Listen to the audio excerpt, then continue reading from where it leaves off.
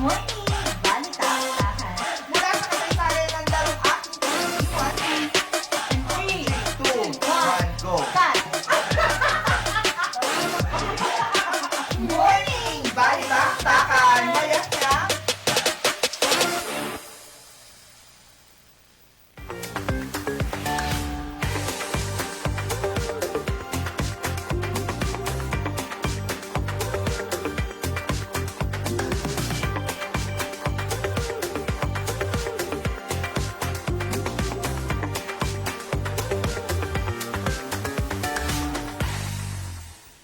Hustle like a boss ngayong Merkules sa morning, balitaktakan. Mayat nga na ako po, Mayat huling nga. Wednesday na ng Agosto 2025.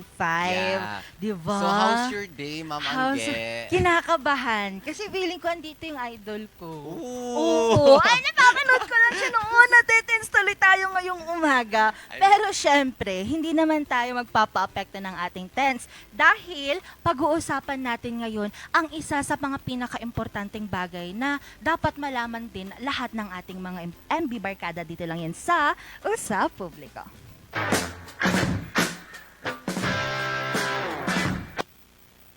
Ayun. Hello Grabe po. naman at Good kasama nga morning natin po. ngayon si Attorney Cathy O. Olyanyo, ang OIC Chief Human Resource Specialist na and Chief of the Public Assistant in Liaison Division. And of course, sino pa ba, Ron?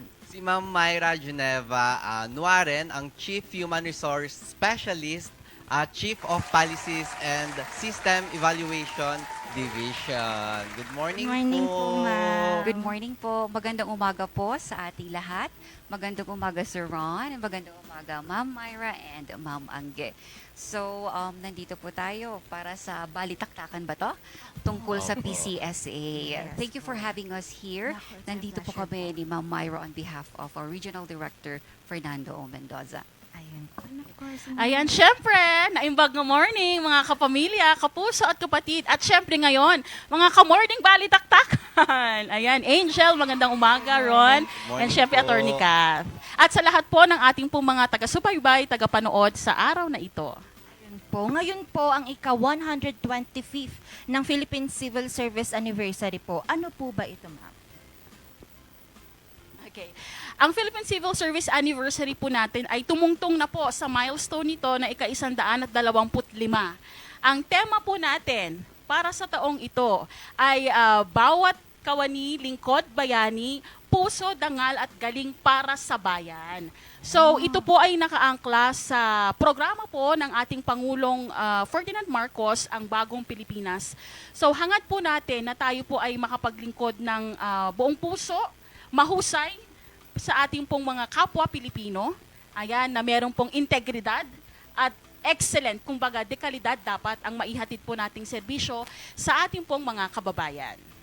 Ayun po, Ma'am. Ma'am, para po sa sa kaalaman ng ating viewers, ano po yung mandate at role ng CSC sa ating government services po? Ang civil service po ay ang Central Human Resource Agency po ng ating pong gobyerno. So, ang mandato po ng CSC ay dapat po ay makapagtatag po tayo ng civil service at makapag-adapt po tayo ng mga sistema. Ayan. Para ma-ensure po natin ang integridad, excellence, courtesy, responsiveness, progressiveness in the civil service. At gampanin din po ng Civil Service Commission na magkaroon po tayo ng merit system at mapatatag po natin ang ating pong reward system na rin po. Ayan, para po maging masiguro po natin ang kahusayan po ng ating pong mga civil servants. Kaya kung maisingit ko lang po Yes po. ang flagship program po kasi ng Civil Service Commission ay ang Prime HRM. Ito po ang Program to Institutionalize Meritocracy and Excellence in Human Resource Management. So hangad po natin sa pamamagitan po nitong programa na ito ay mapaangat po natin ang level ng serbisyo sibil. Sabi nga po natin, sa level ng excellence na angkop sa global standard. So, kailangan po talaga mataas po ang antas. Meron po tayong sinasabi dyan na maturity level 1, maturity level 2, 3, and 4. So, hangad po natin na umangat man lang sa maturity level 2 process-defined human resource management po ang iba't ibang ahensya po ng gobyerno. At naniniwala po kasi tayo, ito nga ang philosophy ng Prime HRM, people excellence towards service excellence. Kung mahusay po ang mga kawani ng pamahalaan, malamang po ay magdudulot po ito, magbibigay po tayo ng mahusay din po magandang serbisyo sa publiko.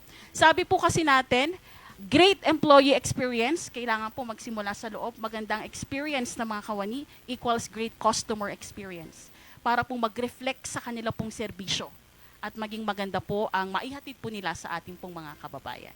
Ayan, baka meron pong idadagdag Opo. sa atin si Attorney Kat. Perhaps I would just like to emphasize na we would like to uphold the principles of merit and fitness, yes, across the bureaucracy. Dito po ba, ano po yung mga major na activities po natin dito sa ika-125 po na Philippine Civil Service Anniversary po? Simulan ko na po kasi ang pambungat po na aktibidad po natin sa civil service, of course, September 1 kick-off. Pero ang pinakamalaking susunod na aktibidad po dyan ay ang PCSA Fun Run na gaganapin po sa September 7. Ulitin ko ho, September 7 po ang ating Fun Run. Ayan. Ayan po yung nakikita nyo pong insert po natin. Yan po ang ginanap nating Fun Run last year. Meron din po tayong Fun Run this year. Kung last year po, gumamit tayo ng mga holy powder para masaya, ang gimmick po natin sa taong ito ay meron pong kasamang mascot and cosplay competition. Sa mga nais pong tumakbo na naka-cosplay, pwede po yan. Ayan, so September 7 po ang Fun Run, 4 a.m. Kita-kits po tayo sa Lake Drive, Burnham Park. Meron po tayong registration fee sa halagang 250 pesos. May mga nagtatanong, may kasama ho ba itong singlet, t-shirt, ganyan. Ang ating po kasing registration fee ay ilalaan po natin sa Pamanang Lingkod Bayani Foundation ng CSC. Ito po ay nagbibigay ng tulong pinansyal sa mga pamilya po ng mga kasama po natin sa serbisyo sibil na namatay habang sila po ay nasa kanilang mga serbisyo.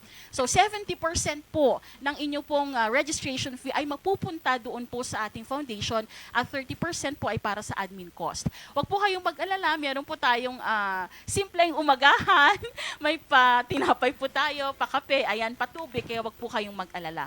Ang registration po natin ay natapos po, deadline po kahapon, pero pwede pa po kayong humabol. Pumunta lamang po kayo sa official Facebook page ng CSCCAR. Civil Service Commission Cordillera ang aming pong official Facebook page. Andyan po ang aming pong mga anunsyo, ang mga guidelines. Andyan po ang QR code na pwede po ninyong i-scan para po kayo ay makapag-register. Okay, ang registration fee po ay pwede nyo pong bayaran mismo sa aming pong tanggapan sa aming regional office sa Wagner Road, Military Cut-Off, Baguio City. Ayun. Yun po. September 7 po ulit, 4 a.m. po ang ating pong call time. Pwede po kayong magsuot ng mga, kung sa mga agency t-shirt po ninyo, kung wala naman po, puti lang po. Pero kung may pondo, pwede po kayong magpagawa ng sarili po ng t-shirt na meron pong logo ng PCSA 125th Anniversary. Ito po ay open, hindi lamang po sa ating po mga government officials, maging po sa mga private institutions o sa mga individual. Ayan, at least 18 years old. So meron po tayong 5 kilometers na ruta.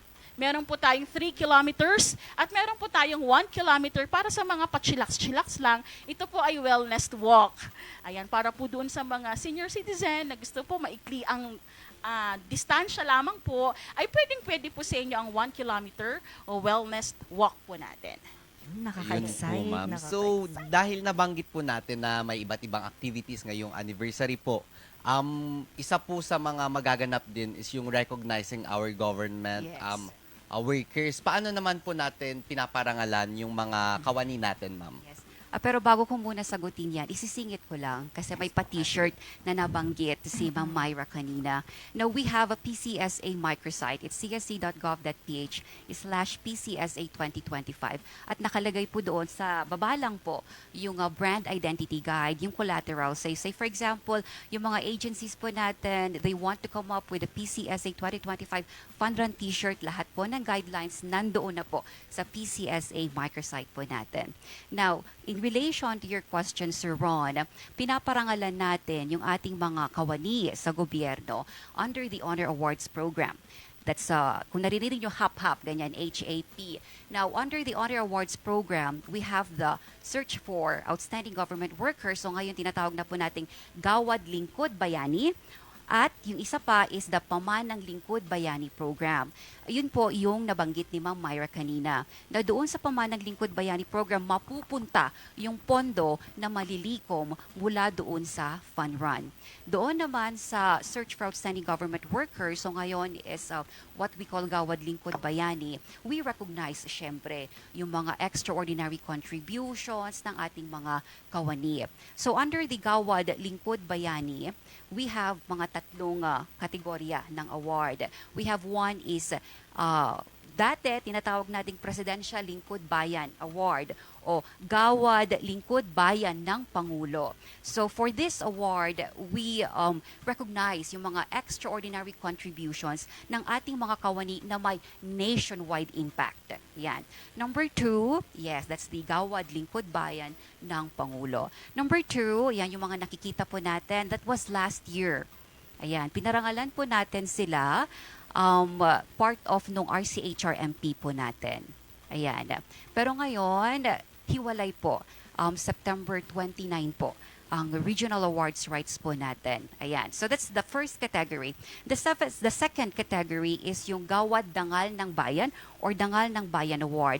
Ito naman po, siguro narinig nyo na po yung RA 6713, yung Code of Conduct for our and ethical standards for public officials and employees po natin. So ang tinitignan natin dyan, yung consistent display ng ating norms of conduct.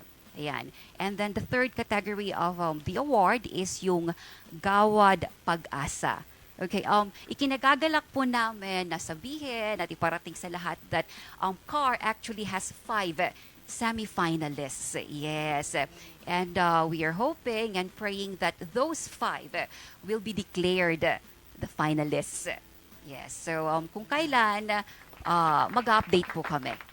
Ayan.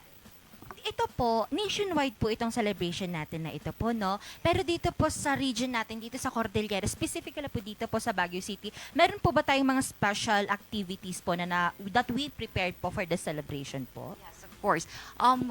Syempre yung fun run, right? That's on September 7. Sige, ikakalendaryo ko na po. Okay. And then on September 9, we have the government job fair, which will be conducted sa SM City Baguio. Yes. And then September 11, that would be the bloodletting activity. Oo, sa amin naman yon sa regional office. And then on September 12 is medical mission sa barangay Ampukaw, Itogon, Benguet. That is September 12. The week after that, from September 17 to 19, is yung tree growing activity natin.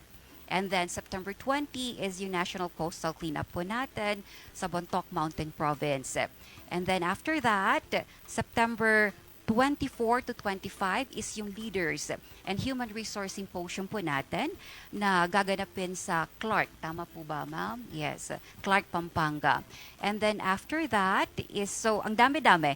And then we have September 29, that is the Regional Awards Rights, the parangal para sa mga katangi-tanging kawani ng Cordillera at pasasalamat program. And then of course, CSC Corps will hold its Family Day the day after that. That's September 30. So, hitik na hitik po ang aktibidades po natin sa buwan ng Setyembre.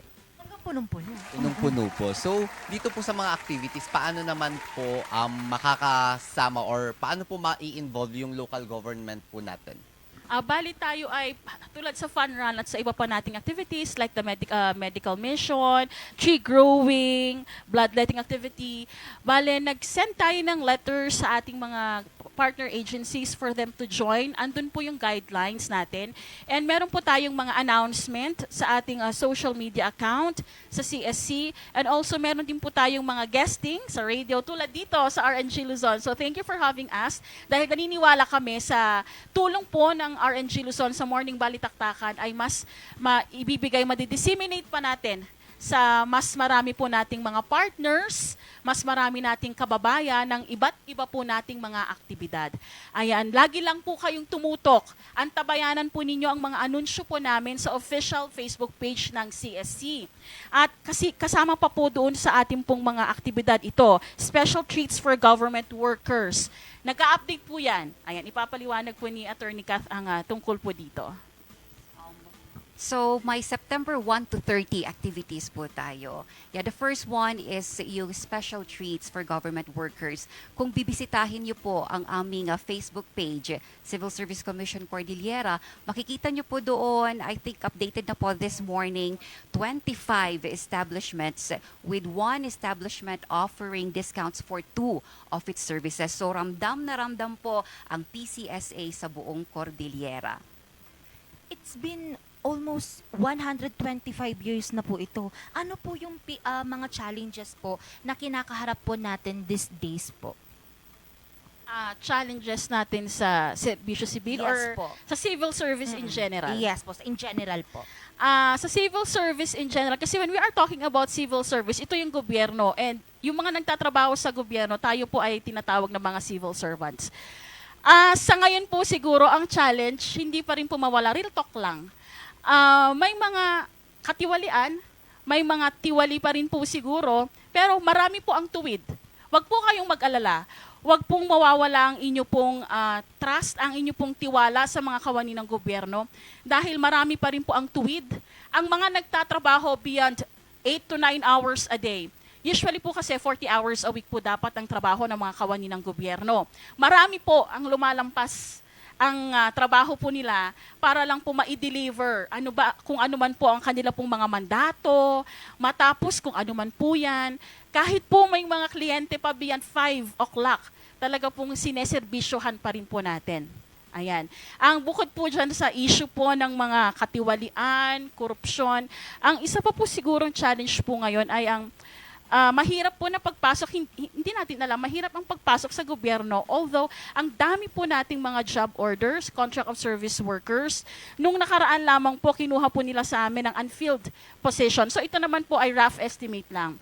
So, dito po sa Cordillera, base po doon sa ating inventory, at base rin po doon sa tinatawag po nating ASEC, Agency Capability and Agency Capability Evaluation Card. Andun po kasi nakalagay yung mga filled and unfilled positions na galing din po sa mga agency. But again, estimate lamang po ito hindi po ito yung eksakto. Nasa 20,000 po ang unfilled positions po natin dito sa Cordillera. And marami naman pong unfilled. Ang tanong, ano kayo nagiging problema? Bakit hindi mapunan? Bakit ang dami-dami po nating JOs and COS? At saka, meron tayo kasing, tulad nga sinabi ko kanina, isa nga sa mga mandato ng CSC ang pagkakaroon ng merit system. Sabi ni Attorney Kath kanina, merit and fitness. Hindi lang natin alam sa mga agencies ko ano bang nangyayari, kung nagkakaproblema ba sila. Meron kasi tayong mga merit selection plan na dapat sinusunod. Ayun. So, yun yung nakikita nating challenge. Sana ma-fill-upan kasi pag marami, lack of manpower kasi. Ang problema ngayon sa mga agency, even po sa CSC kami, medyo kulang sa manpower pero kaya yung iba nag-extend nga po ng oras pero kinakaya kasi andun po yung dedikasyon. At saka, speaking of merit and fitness, baka nagtataka kayo kasi 125 years na. So, 1900s, nagsimula tinatag itong Philippine Civil Service. So, ang layunin talaga nito ay magkaroon po tayo ng appointment, magkaroon tayo ng standard kung paano tayo makakapag-appoint ng mga tao sa ating pong pamahalaan. So, kung tatanungin nyo kami, paano po siya nag-evolve? So, nagkakaroon po tayo ng evolution talaga. And that is through Prime HRM. So talagang dito sa Prime HRM, process-defined ang gusto nating ma-achieve ng ating pong mga gobyerno. Wala na po yung tinatawag nilang PowerPoint. Kung gusto ka po ng appointing authority, head of agency, ia-appoint ka na hindi ka po dumadaan sa tamang proseso. Kasi po pag merit and fitness, kailangan po meron tayong competitive examinations, may mga interview po tayong ginagawa, may mga background investigation pa po tayong ginagawa to ensure po merit and fitness. Kasi sa Ambition 2040, Ayan, ang dami ko nang sinabi.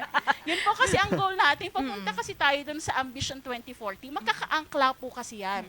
Yung Ambition 2040 po natin, yung mission and vision po ng CSC. Ang gusto po kasi talaga natin dito, magkaroon po tayo ng excellent public service delivery. And makakapag-deliver lang po tayo ng maayos kung yung mismo mga taong nagdi-deliver ay sa umpisa pa lang, sa hiring process pa lang, based on merit and fitness na, natiyak na po natin na magagaling po sila.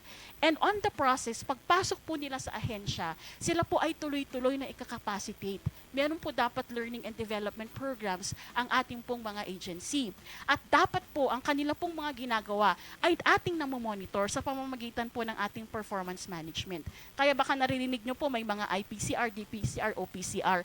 At syempre, para po pang-boost ng moral. Tulad po no, nabanggit na po ni Attorney Kath ang ating pong Honor Awards program, dapat po ay meron din pong mga rewards and recognition. So, Ayun. yun po. So since nabanggit nyo po yan, meron po ba tayong mga innovation or opportunities nang ginagawa para po mapabuti yung public service delivery natin? Okay. Ako na talaga, sorry po. Parang ako na nagko-co-host. Ayan, for our digitalized services ba, ito mga innovations. Po, yes. So, we already have the CSEVs. Wait lang po, hindi ko masyado memorizing CSEVs natin. Pero ito po kasi, pwede nyo na pong tignan. Di ba po pumupunta pa kayo kasi sa opisina po ng civil service para po mag-request ng authentication. Kapag kayo po ay passer ng sub-prof o kaya PD 907 po kayo, Honor Graduate Eligibility. Binibigyan po kayo ng Certificate of Eligibility. Okay. Ngayon, pwede nyo na rin pong i-check dyan po sa CSEVs po na tinatawag po natin. Career Service Eligibility Verification System. Okay, yun. Nabigla ko naalala. CSEVs po yan. So, punta lang po kayo sa website po ng CSC, may CSEVs po yan. Meron lang po kayong i-enter na mga datos po ninyo at lalabas na po. This is to validate, to confirm na kayo po ay civil service eligible without going to the office or field offices of the Civil Service Commission. So, efficient po ito. Hindi na kayo mag-waste ng oras po ninyo, pamasahe, papunta po sa opisina ng Civil Service. And ito po paalala po sa ating po mga government agencies. Nakalagay rin po sa ating 2025 Ora-Ora. Ayan, yung sa natin. Parang Biblia po natin sa ating pong HR actions, sa ating pong Ora-Ora. Pwede na po ang screenshot ng CSEVs na ipasa po sa mga HR or kung saan man po ninyo gustong mag-apply bilang katunayan na kayo po ay eligible. Okay? Pero kung wala po ang pangalan ninyo, posible pong, kung matagal na po kayong nakakuha ng inyong eligibility, posibleng hindi pa po kayo nakapasok sa system. Sa mga ganong sitwasyon, kailangan po talaga ninyong pumunta sa opisina po ng CSC. Okay. Bukod po dun sa CSEF, sa sinasabi ko po, meron po tayong learning management system. So, pwede po kayo, ito po ay training. Okay? Parang ito po ay sa mga open university. So, doon po nakuha ang konsepto po nito. So, anytime, anywhere, pwede po kayo magbasa ng module. May mga sasagutan po kayo. At ang maganda po dito, automatic mag-generate po siya ng certificate of participation. Sa mga nangangailangan po ng trainings po dyan, ayun, pwede po. Meron din po tayong online appointment processing system, OAPS. Pero ito po ay hindi pa po talaga siya 100% na na-utilize. But then meron po tayong ganitong sistema na i-improve pa natin sa mga susunod na panahon. Meron din po tayong mga OXIS. Ito po ginagamit po namin kapag po sa processing po ng ating examination application.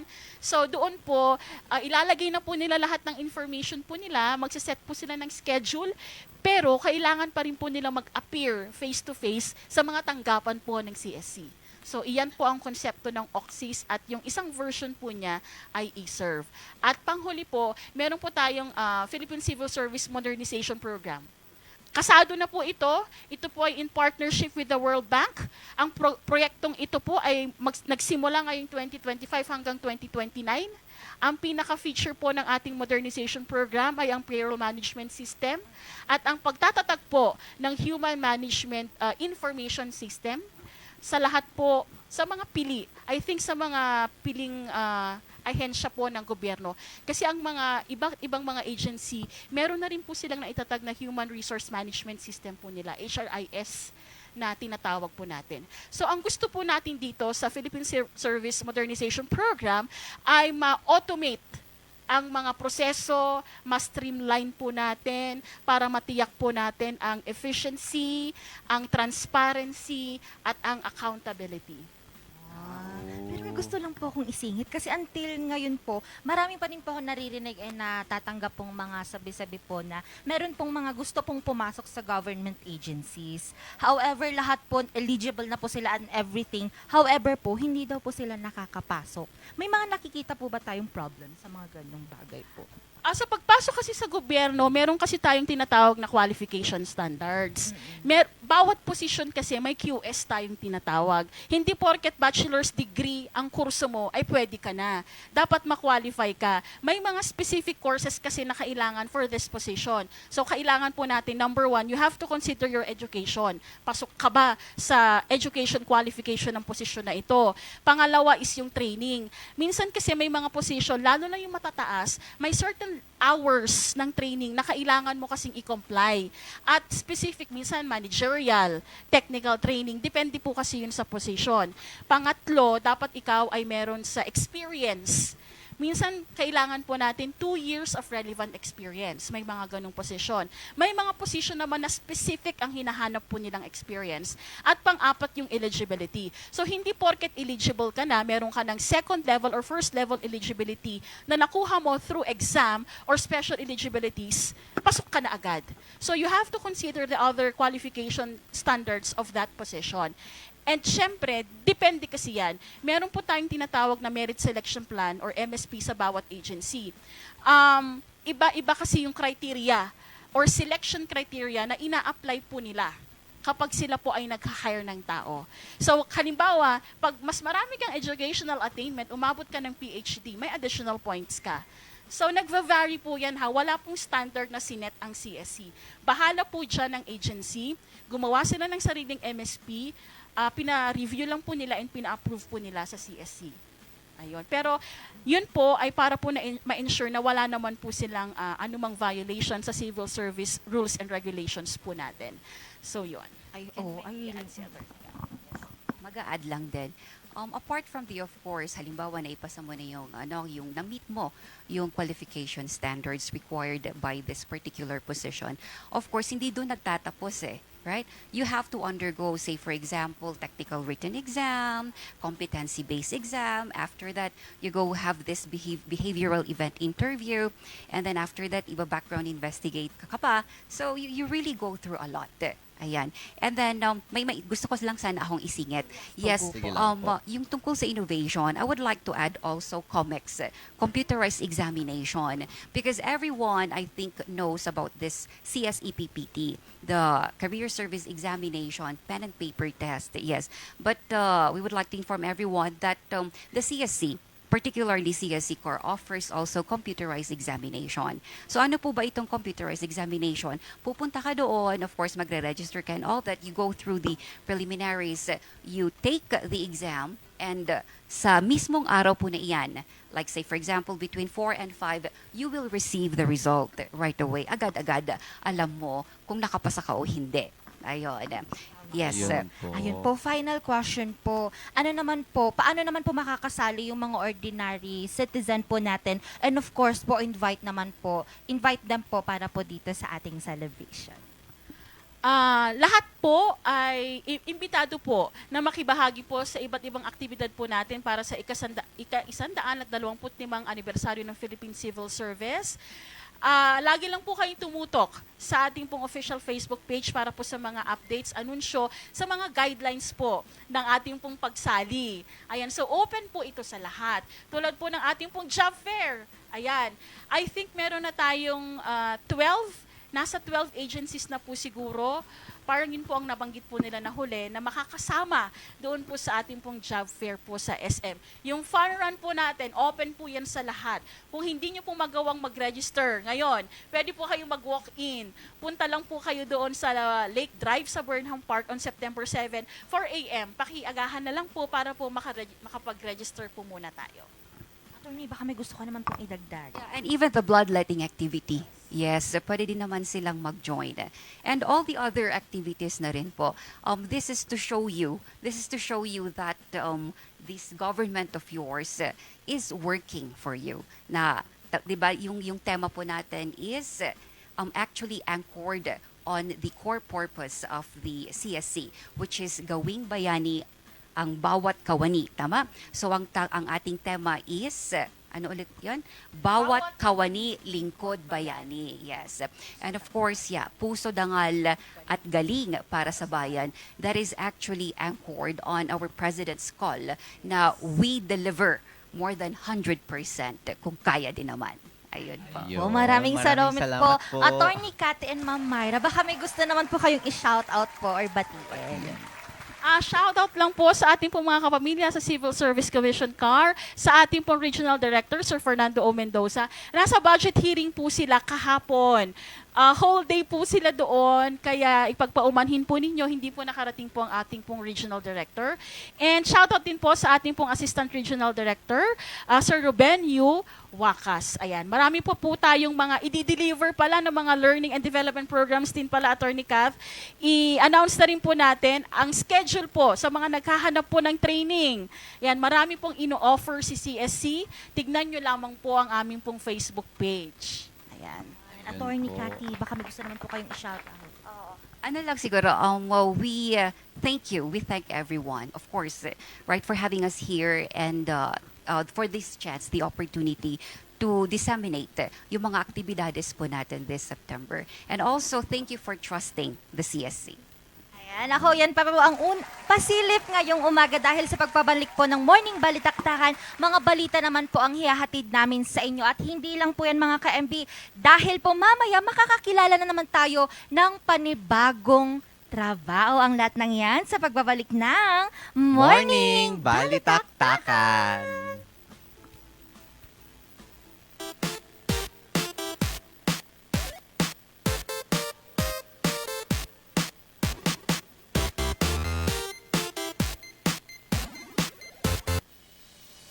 Ang bahaging ito ay hatid sa inyo ng Puerto de San Juan Beach Resort Hotel and Residences.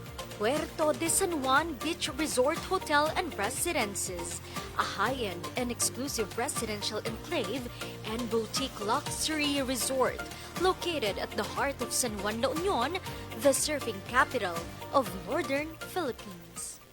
Ang bahaging ito ay hatid sa inyo ng Bases Conversion and Development Authority, a prime mover of national development. We transform former military bases and properties into premier centers of economic growth. Ang bahaging ito ay hatid sa inyo ng Homebound Furniture Plus.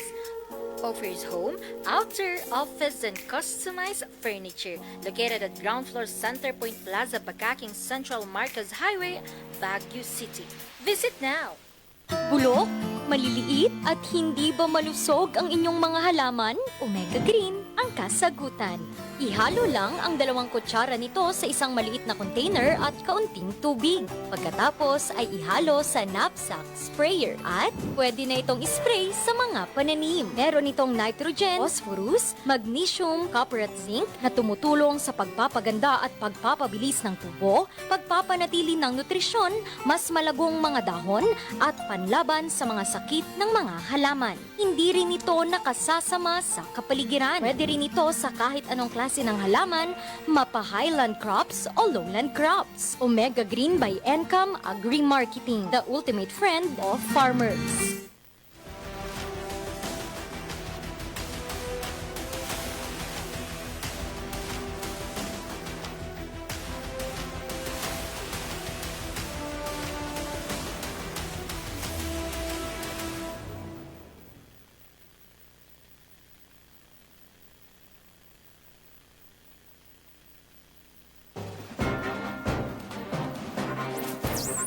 Magandang tanghali sa ating lahat at welcome ho dito sa ating programang Hotspot ngayong ika-15 ng PDEA at pati na rin ang PNP. Babantayan dito ay yung talagang mga aftershock. Charles Nicolimon, magandang tanghali po sa ating lahat.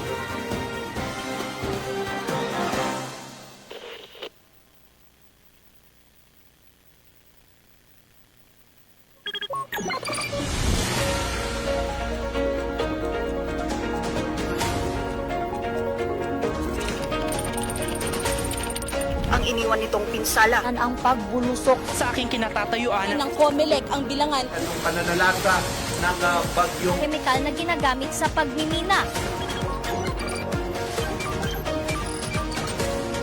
na makakapagpabuti sa buhay. Ito ang dating tennis court ng Baguio Athletic Pole. ng El Nino na nararanasan. Sasakyan dito sa bangin. nang matumba ang poste Ang posibleng pagbuho ng bundok. Mula sa News Center ng Orange Luzon, ito ang Luzon Headlines.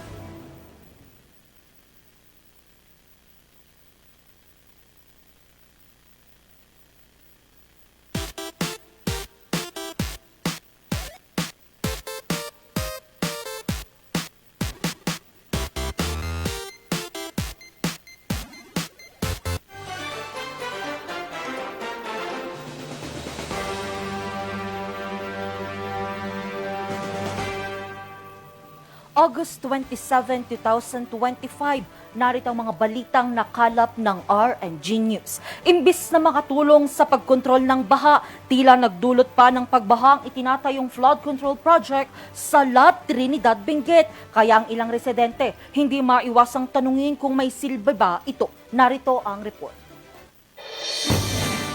Tandang-tanda pa ni Tatay Anukit ang itsura noon ng Bolo Creek sa bayan ng Lot Trinidad, Benguet. Sa halos 30 taon na nitong paninirahan sa lugar, ngayon nga lamang napansin ang mabilis na pagtaas ng level ng tubig. Ito'y matapos itayo ang flood control projects sa lugar. Awan nga ron. Di nga ron, tisungbat da kanyami kad. Apay, technical kayo. Hindi ko namin nga saan. Awanan, hanak kami nga binabayan. Dahil ito'y label na manipod ijay, ag pababa ijay mulong. Halos parehas nga uray no awan da ito'y, basta nalinis da ito'y kanal. Saksi rin ng 80 anyos na si Tatay Pablo sa malaking pagbabago sa kanilang lugar, lalo na tuwing malakas ang ulan at bagyo. This is a foreign aid. Isang napintas hingga na 1991 after the earthquake. Kinuha da ito'y, kinuha tihapon, hanmot nga dadadaan, linis lang. Base sa karatulan ng nasabing flood control project, parte raw ito ng Section 2 ng Flood Mitigation Structure sa kahabaan ng Bawang River at nagkakahalaga ito ng higit 77 milyong piso. Sinimulan ito noong Pebrero ngayong taon at nakatakdang matapos sa darating na Nobyembre. Pero ipinagtataka nila kung bakit daw hindi ito kapantaya ng ilog. Ti purpose na da ito'y kunanday kontraktor niya. Tanong kano umaduti danom ijay. Strawberry farm nga dito sup-supan na dito nga pas-pas-pas ngam di ay magnadtoy kanal. No dito kumakit uray handa nga in kabi dito nga kwa kunada nga pang saksyon. Basta kanayon nga nalinis ngay. The flood kidanom is controlled by the bridge. Ang kayo video disen bagay duayo. Data na control di duang abot ti bridge na pinulatan na dito. Kita niyo ma'am data ngumato di danom. Dapat idi hangan na kwaritan na lawa. Nauna nang idinaing ito ng ilang magsasaka sa strawberry farm, pati na rin ang ginawang Section 1 ng proyekto na natapos noong 2022 at nagkakahalaga ito ng 60 milyong piso. Sinubukan naman ng news team kunin ang pahayag ng kontraktor ng proyekto pero hindi sila sumagot sa aming tawag. Angel Arquero, RNG News. Patay ang isang 32 anyos na lalaki sa Nueva Vizcaya matapos itong suntukin ng kanyang pinsan. Ang dalawa nagkaroon muna ng pagtatalo bago maganap ang insidente. Magbabalita Vanessa Bugtong. Hindi na umabot pa ng buhay sa pagamutan ng 32 anyos na lalaking ito sa Barangay Baan, Aritao, sa Nueva Vizcaya matapos suntukin ito ng kanyang 25 anyos na lalaking pinsan. Nangyari ito noon sa bahay ng pinsan nila noong Linggo, August 24. Ayon sa PNP, sinuntok ng sospek ang biktima matapos silang magkaroon ng pagtatalo habang nagiinuman. Nagkaroon po ng konting salo-salo na may inuman po. Kaya yun po, nagkaroon po ng commotion, palitan po ng salita, at doon po, nagkaroon po sila ng pagtatalo nagkuhan po ng panununtok ng biktima, ng suspect sa biktima. Nawalan raw ng malay ang biktima matapos itong suntukin ng suspect at agad itong isinugod sa pagamutan, pero nasawi rin ito. Na yung katawan niya bumagsak po sa may lupa na may bato-bato, at doon po pagkalakuan po yung katawan niya sa kwan, at doon po na unconscious po yung biktima, ma'am. Inaalam pa ng mga pulis ang rason sa pagtatalo ng dalawa. Nasa kustodiya na ng Aritaw MPS ang suspect na mahaharap sa kasong homicide. So, bali ngayon po nasa prosecutor's office na po, dinala na po sa korte, then, at ngayon po, pagkatapos po siya na inquest, nandito na po ngayon sa police station, at ito po, nakakulong po ngayon po dito sa aming kustodiya po. Habang naiuwi na sa kanilang bahay sa Barangay Buaca, Cebu, Nueva Vizcaya, ang bangkay ng biktima. Vanessa Bugtong, RNG News. Hindi lang kultura kundi kabuhayan din ang hatid ng MSME Fashion Show sa Benguet. May kwento si Ron Marana. Sa loob ng 3 dekada, nagtrabaho bilang domestic helper sa Hong Kong si Christina. Pero sa pananatili niya sa ibang bansa, nahubog ang kanyang hilig sa pagdidesenyo at paggawa ng mga kasuotan. At sa kanyang pag-uwi, bitbit niya ang kanyang karanasan at inspirasyon na isinasali niya sa bawat disenyo. Pero ang disenyo ni Christina ay hindi lang kaakit-akit, kundi ito'y makabuluhan din. Aware ako sa mga waste material na napoproduce ng mga nagtatahi. So, isa po sa aming gustong concern is yung mga waste. So, yung mga design namin ay may upcycling. Yung mga natitirang mga tela namin sa pagtatahi, yun po yung ginagamit namin para bigyan ng mas mahabang buhay yung mga old na mga denim, ganun, at saka yung mga ragas po. Pero bilang isang baguhang designer sa Benguet, hindi madali para sa kanya ang makipagsapalaran sa isang industriya na puno ng kompetisyon. Bilang isang designer, baguhan lang kasi ako. Kauuwi ko lang last year, October. So parang hindi nila ako kilala dito. So kailangan po yung effort, especially po yung mga ganitong event, para po maipakilala din po namin yung brand namin. Kaya naman malaki ang pasasalamat niya nang irampa ang mga gawa nitong damit sa ginanap na Indaid Idan MSE Fashion Show sa Benguet Capitol kahapon August 25.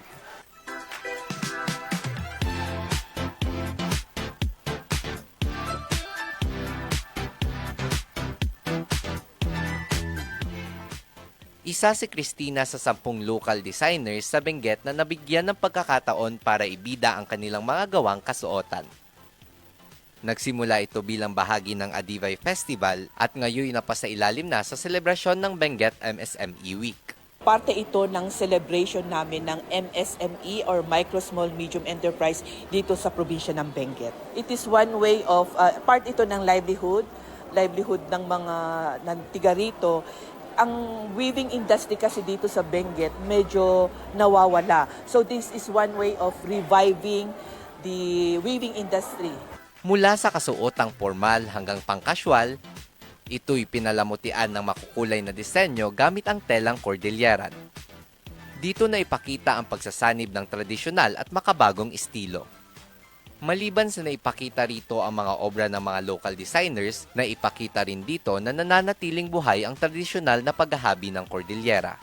It's such a great honor and opportunity to be able to wear this heritage po. And matatawag po kasi natin siyang heritage po in modern wear because this is our pride and culture.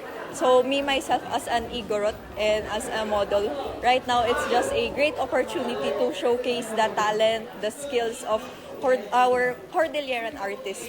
Ang mga aktibidad na tulad nito ay hindi lang nagsisilbing entablado ng galing at talento, kundi paraan din para mapayabong ang kultura at kabuhayan sa probinsya ng Benguet. Ron Maranan, RNG News. At yan ang mga balitang nakalap ng RNG News. Abangan naman mamayang alas 5:45 ang maiinit at nagbabagang mga balitang hatid ng Luzon Headlines. Muli ako si Angel Arquero para sa Morning Balitaan. Magbabalik ang Morning Balitaktakan. Magandang umaga sa ating lahat.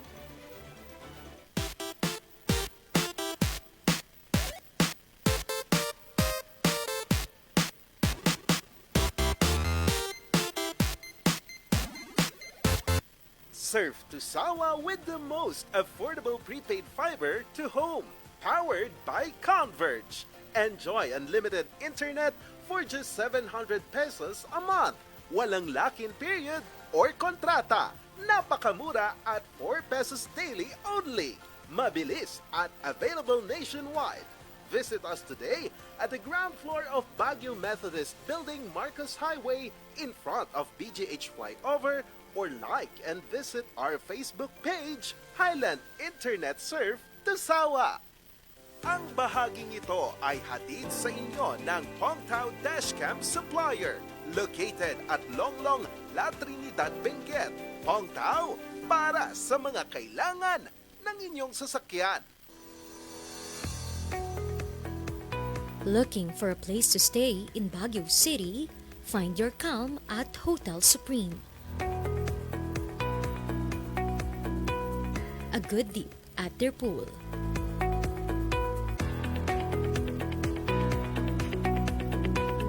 Clean and comfortable rooms with a view.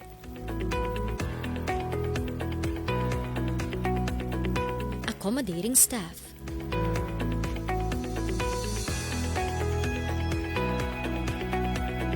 You can also enjoy a sip of coffee at their coffee shop. Good food for a good mood at the restaurants. Spacious halls for events, and many more. A perfect balance of business and relaxation, all at Hotel Supreme. Mazar Music offers a complete line of musical instruments.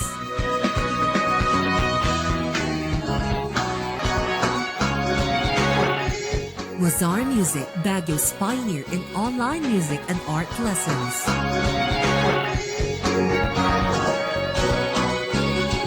Mazar Music, bringing music closer to your hearts.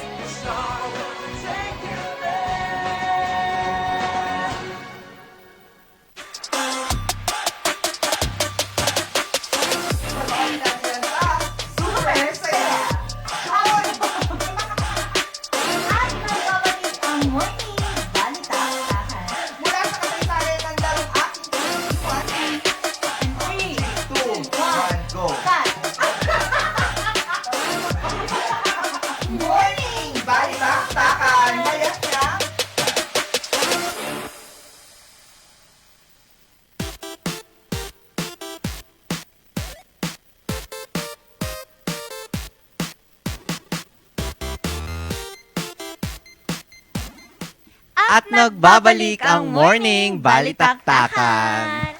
Mula sa kwento ng bayan, dumako naman tayo sa usapan ng kabuhayan dito sa Oh My Job.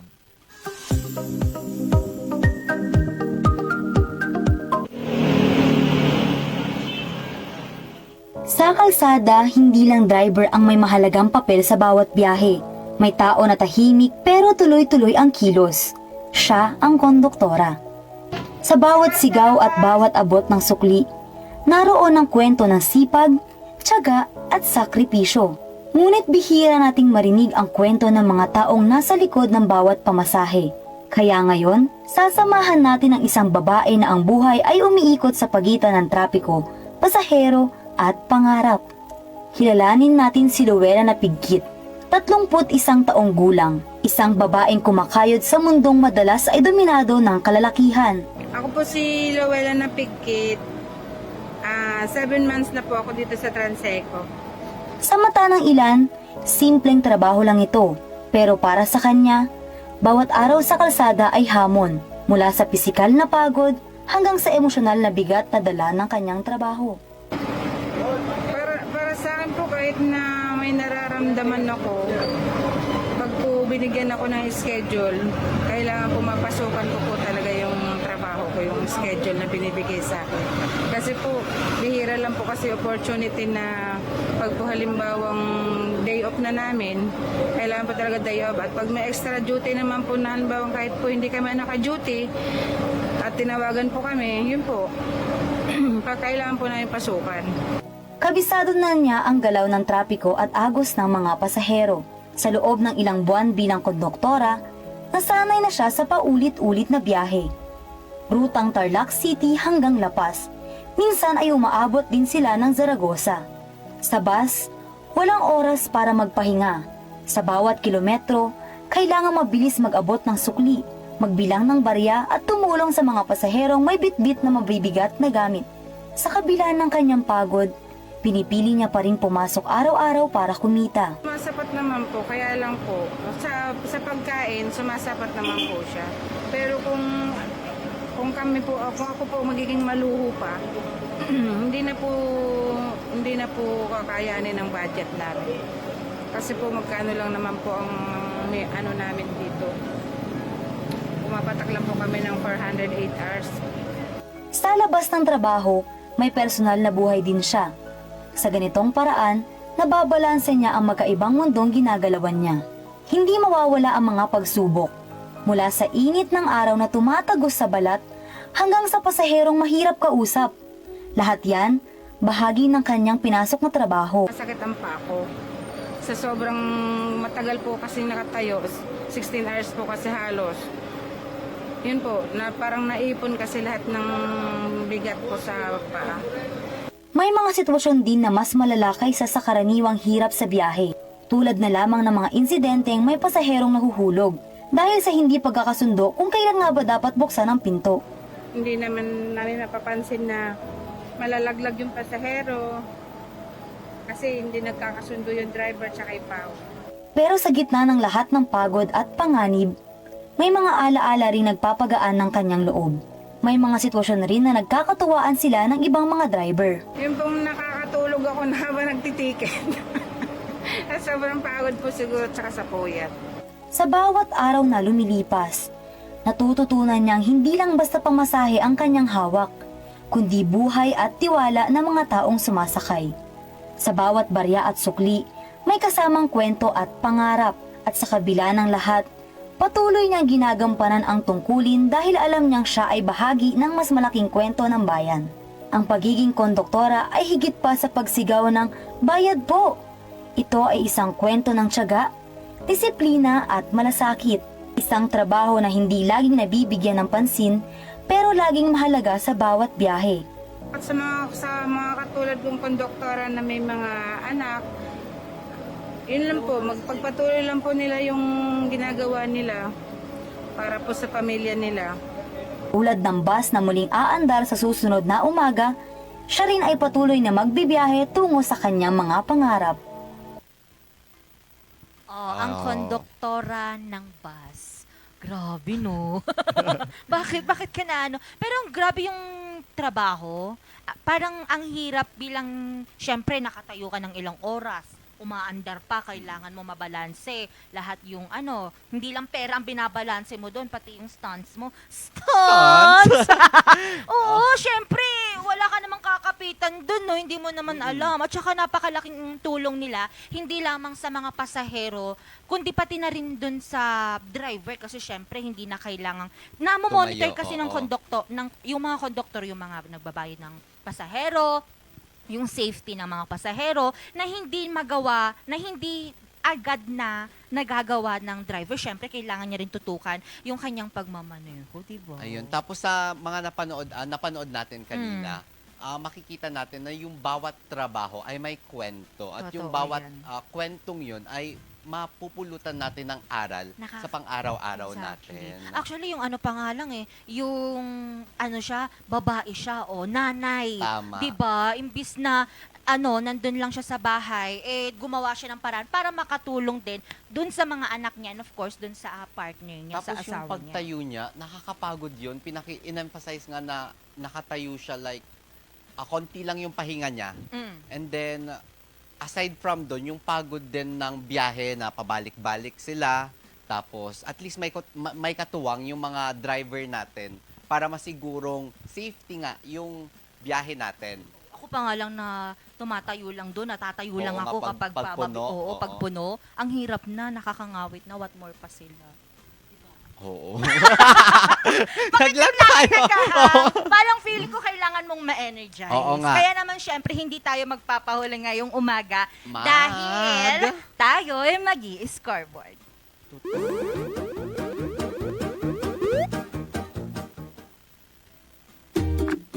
Alphabeto Battle. Simple lang ang mechanics.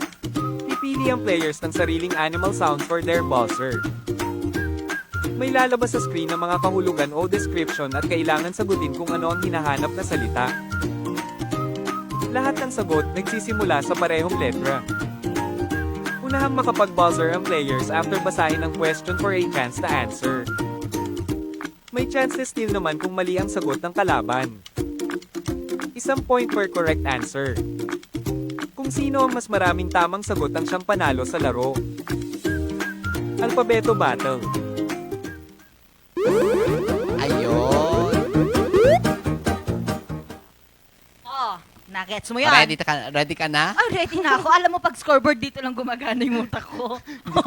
Hindi ko sure kung manalo ko. Mananalo. Pero tatalo. Oo. Pero ako, siguro ang animal sound ko is cat.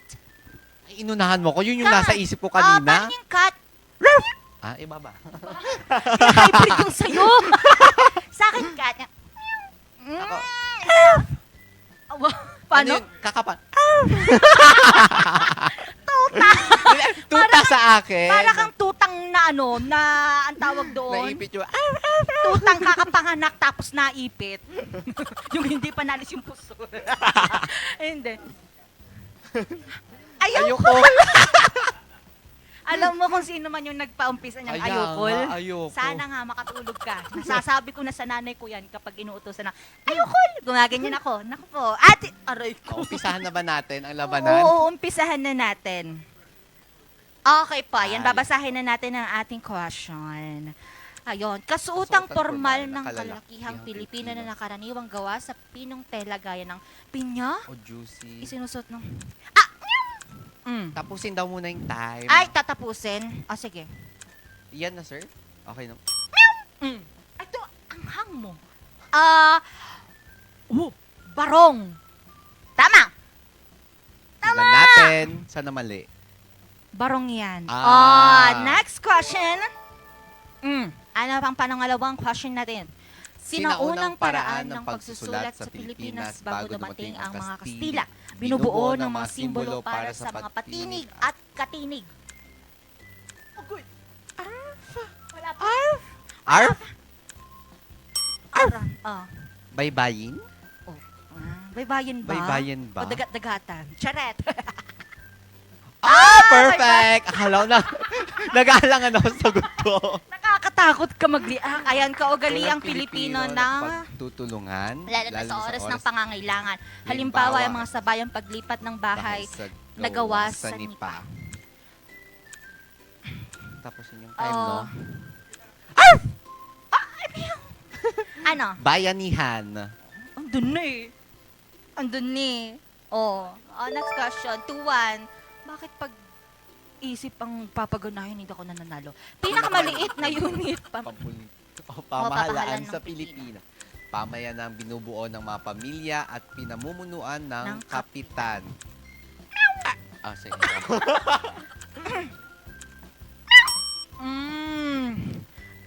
Ano?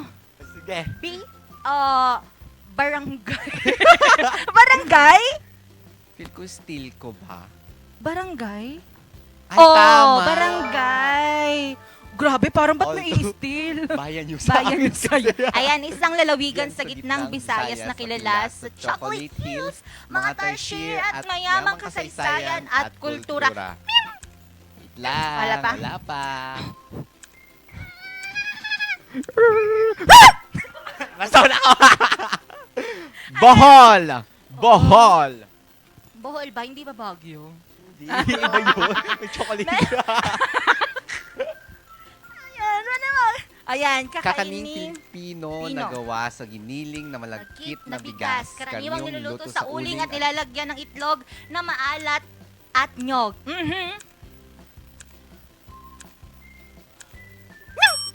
Bibingka! Dahil malapit na ang Christmas, bibingka. Bibingka po yan. perfect, tama. Ilan pang question po yan? 3 all na. Pagkain kaya sa Pilipinas na binubuo ng nilagang itlog na bide. Na may sisi sa loob, kinakain ng may asin o suka. Suka. 3, 2.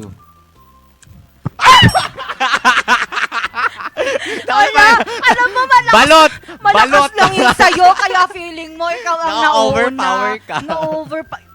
Ang laki mong aso doon. Cute lang. Yung cute lang. Kita ka nga eh. Yan. Ano yan? Natitiklop na kutsilyo na nagmula sa Batangas, ginagamit bilang kasangkapan o sandata. Ay! Alam ko yan! Ang uwi nung ano mo, pag ito naging tigre ha. Meow! Ang laki na ng pusa. Lumaki yung pusa. Balisong? Okay, buti naman ikaw. Ito. Ayan, all na. Isang lalawigan sa Hilagang Luzon na matatagpuan sa... Diyos ko! Bahamas.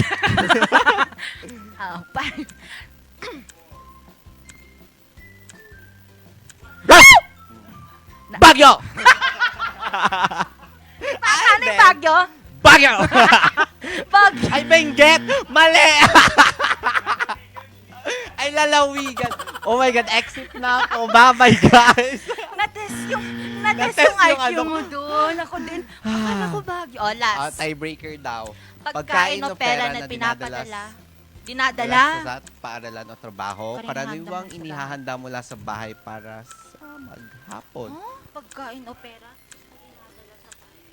Alam ko yan. Rarf! Baon. Kala ko banana Q yung sagot ko po dyan. Pagkain o pera. Isip ko. Nanalo si Ron. I'm the winner. First time niyang Kaya. sumali dito sa scoreboard at nanalo pa. Papakain ka di ba ng lunch? Hindi, sira ulo. Hindi, kasi kailangan ko nang mag-give ng chance sa'yo kasi okay. first time. Okay, Pero sa next time kasi, physikalan na to. Okay, sige, ready na ako. Physikalan to, kaya pinagbigyan kita ngayon. Ayun. Nakakatawa naman ngayong umaga. Kanina lang seryoso ako. Buhay na buhay tayo buhay na dahil buhay dito sa ako. scoreboard. Yung utak ko Oo. naglalag kasi kanina. Ikaw ba naman, magbagyo ka, ilalawigan, nabengget ka Kaya. tuloy. Ayan po, kayo mga nanonood po sa ating television dyan. Nako po, mapapanood nyo rin po kami sa inyong mga social media accounts dahil nasa Facebook po kami, TikTok, Instagram, YouTube, and of course, sa X po kayo mga naka-social media accounts naman po dyan. Mapapanood nyo rin po kami sa inyong mga telebisyon. Iriskan nyo lang po ang inyong mga digiboxes at hanapin ang regional group Luzon channel. At nasa channel 10 naman po kami kapag kayo ay naka-Mountain View Satellite. Ayun, we would like to thank the following Pongtao Dashcam Supplier located at Longlong La Trinidad, Benguet. Pongtao para sa kailangan ng inyong mga sasakyan. We'd also like to thank Homebound Furniture Plaza, Baguio-based furniture showroom that offers home, outdoor, office, and customized furniture. PhilJEPS accredited, free ocular inspection, free assembly, at may minimal delivery charge. Homebound Furniture Plaza is on a mission to make Baguio City even more beautiful. They are located at Pure Gold Building, Marquez Highway, Baguio City. Puerto de San Juan, your premier beach resort and hotel destination in San Juan, La Union. Experience Puerto de San Juan. And of course, Surf to Sawa with the most affordable prepaid fiber to home powered by Converge. of course, hindi rin po magpapahuling pasalamatan ang Business Conversion and Development Authority, a prime mover of national development. We transform former military bases and properties into premier centers of economic growth. Ayun naman, baka naman magusto kang batiin or i-shoutout, Ron. Binabati ko sila mama, si papa, dyan sa Pangasinan, hello sa inyo, kay ate ko, at sa mga tito at tita ko sa Batangas, hello po. Ay, gusto ko rin pong kunin ng pagkakataong ito na para pasalamatan po lahat po Pasalamatan, parang ang daming binigay. Gusto kong pasalamatan din po yung mga nag-message po sa akin. Good morning po sa ating lahat. And sa mga families ko, sa friends. Ay nako, yung nakasalubong ko po kagabi na itinuro po ako habang sila'y nagmamaneho. Natakot po ko pero salamat po sa inyo. Oo, feeling ko nakita ako, kilala ako, naturo kasi ako doon. Oo, tinuro ba naman habang tumatawid? Akala ko, nako po. At hindi lang po yan dahil gusto ko rin pong batiin lahat po ng mga nagba-birthday po ngayong August 27. Dahil usapang birthday, abangan din natin ang pasabog na performance ni Miss Angel Arquero sa Friday na yan. Naku po, wala po ako dyan. Sinong Angel yan? Baka Angel Locsin yan Uy, natakot ako. Bakit kailangan? Perfect. Sa'yo yung isang gapa, sayo. Oo, gagap nga ako doon pero hindi pwede. Bakit naman ganun, Miss Bea? Ngayon na nga, ilang beses na akong napahiya. Ngayon, halos 30 minutes naman sa Friday. Wala bang parang, Cute. Pakyut-kyut Hindi lang, pwede. hindi ba pwede? Sasayaw daw po siya. Uy, wala. Kakanta, mag-acrobat. Anong acrobat? Guguha. Dito, merong bababa May harness dito. dito, pero feeling ko, kawawa ang studio sa susunod na linggo. Naubat, kasama nyo nga po ngayong Wednesday morning ang nag-iisang Chaveva Girl lang RNG, Miss Angel Arquero. At nakasama nyo rin si Ron Marana na until na wala pa ring moniker pero malapit na daw. Malapit na. Nako naman. Subaybayan na naman ang panibagong episode ng isang masaya, makulit at napaka-informative na Morning Balitaktakan!